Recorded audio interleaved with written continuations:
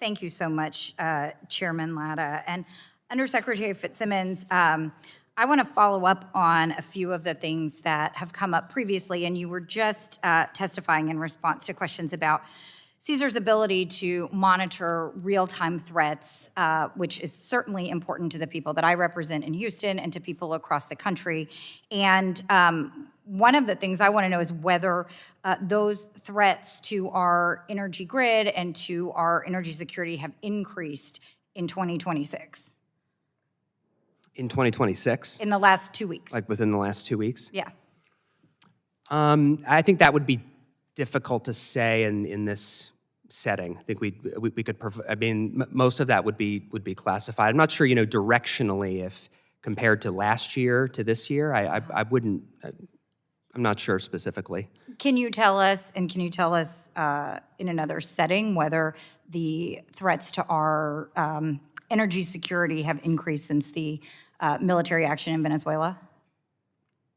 I think we'd be happy to discuss that. In another setting? Yes, in another setting. Well, and has CSER analyzed cyber vulnerabilities in Venezuela?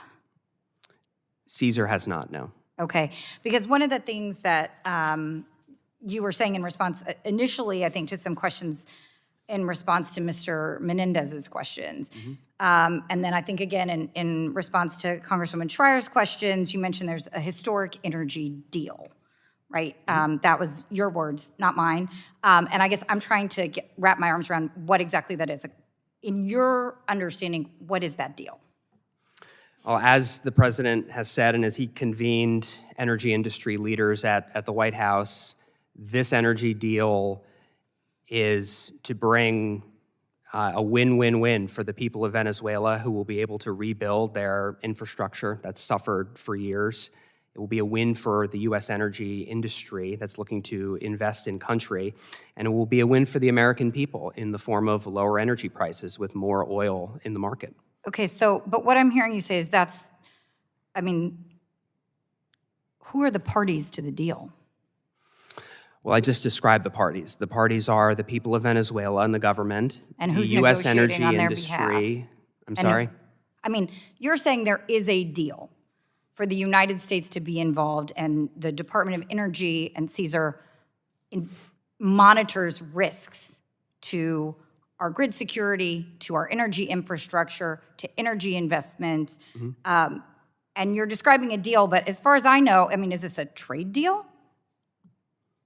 I wouldn't describe it as a trade deal in the traditional What kind of sense. deal is it when you describe it as a deal? I mean, there's been testimony under oath in this hearing that there is an existing deal, and I don't know what it is. I would refer you to the comments that President Trump and Secretary Wright have made about working collaboratively with the people of Venezuela and the government, the U.S. energy industry, and that is going to bring tremendous benefits both to the people of Venezuela, who will rebuild their energy infrastructure. I'm sorry, just reclaiming my time because we have very limited time here, and I've heard you describe it as a win-win-win. I'm not sure who the winners are. I'm not sure that that has been defined, but usually with a deal you have parties who are negotiating. We saw a televised meeting last week that Congresswoman Schreier referenced, but you know, if it's a trade deal, it has to come to Congress. If we're talking about increasing trade with Venezuela relating to crude oil exports or other things, trade deals come to Congress. As I understand it, you're talking about statements the president has made, but we've seen no deal, no terms, no parties, no documentation.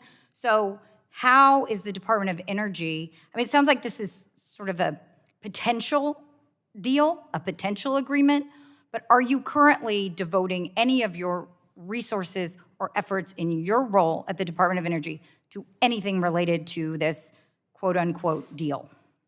Under President Trump's leadership, Secretary Wright is working with the interagency, yes, and if you'd like to know more about this issue, we would be happy to talk to you in the right setting about it. Well, I think a lot of people want to know a lot more about this issue, and certainly the parties to the deal, the terms of the deal, the structure of the deal, the duration of the deal, all of those things are questions that are for the people of Venezuela in a democratic society.